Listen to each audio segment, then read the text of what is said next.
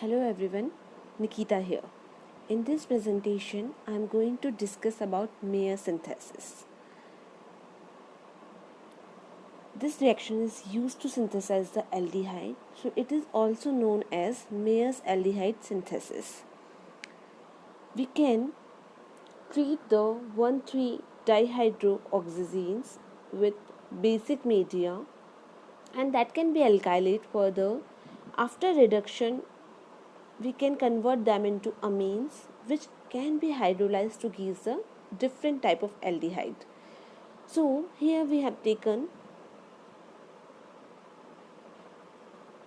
this is oxazine molecule. In these reaction condition it can be converted into the aldehyde molecule. This can be substituted with a wide variety of functionalities. Here we have taken a substituted oxazine molecule which is first treated with the organolithium reagent which acts as a base, so it will abstract the proton from this carbon and it can be alkylate in presence of alkyl halide. So here we will get the substitution. Now this can be reduced by using some sodium borohydrate or other reducing agent. So here the C double bond N imine like species will convert into amines. On further hydrolysis in presence of oxalic acid, this can be hydrolyzed to give the aldehyde and amino alcohol will be our byproducts. So we'll look towards the mechanism part.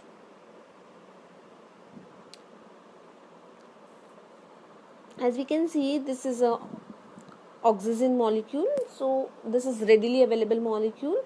Firstly, it can be deprotonate in presence of base. Usually organolithiums are used as base to deprotonate these oxazines. So here we have taken as a methyl substituent, so it will abstract this proton and it will convert it into the anion species. So this can be stabilized, carbanion can be stabilized by providing its electron in the conjugation. So here the nitrogen can also get the anion. So we can say this anion will be stabilized by the lithium metal.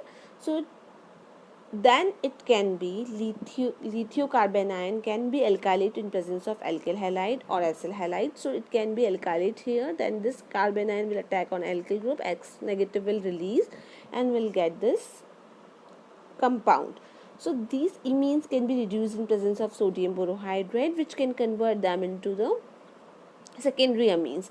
Now in presence of oxalic acid, this will happen. See, this hydrogen will give this bond and this bond. So here the OH will form and here double bond will come again. So that can be hydrolyzed again in presence of water. So we'll get the RCH2 CHO group here, that is aldehyde, and this will come as a amine. So we'll get the amino alcohols as a byproduct. Here this bond will shift and here the OH will come. We'll get this byproduct OH. Here NH2 will come. So this will be our byproduct and aldehyde is our major product, which is a desired product. Now coming to us some example. Here we have substituted this oxazine by benzyl ring or any arene ring. Now it is treated with the organolithium followed by the alkylation. So here the carbanion will form which is alkylated with the presence of alkyl halide. So we will get the different R groups. In presence of reduction, these imines are converted into amines. Now in the hydrolysis, what will happen?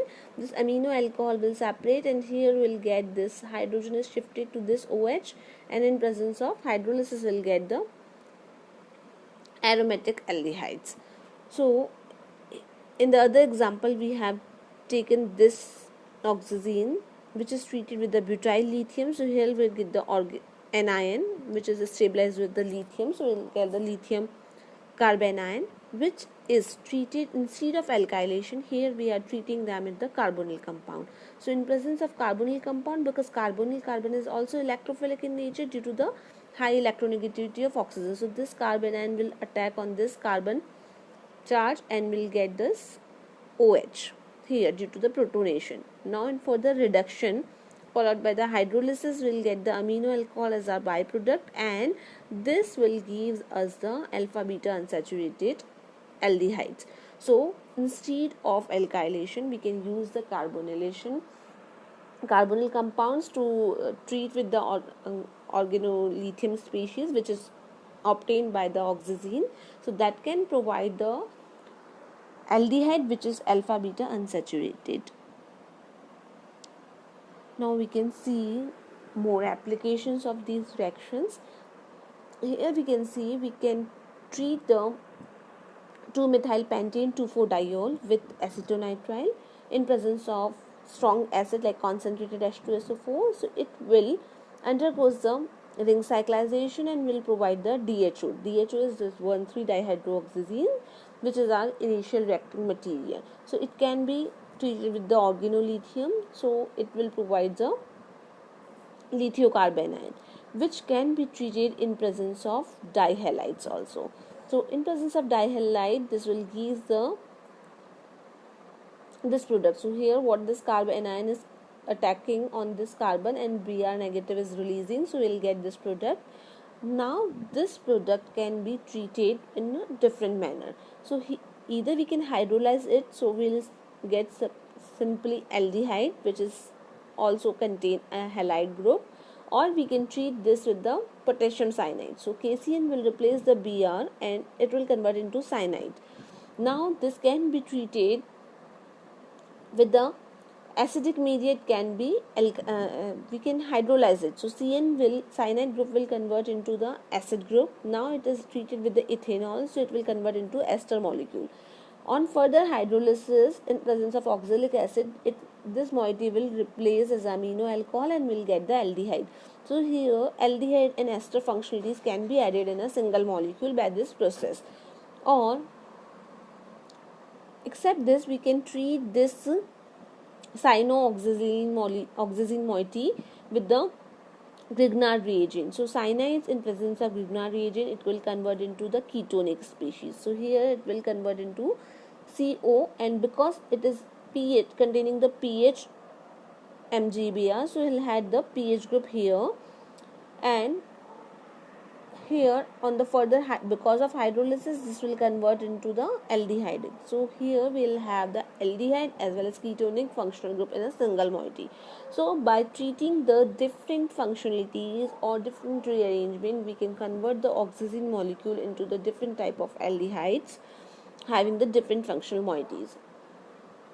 So thank you. This reaction is useful to synthesize a wide variety of symmetrical, unsymmetrical or functionalized aldehyde.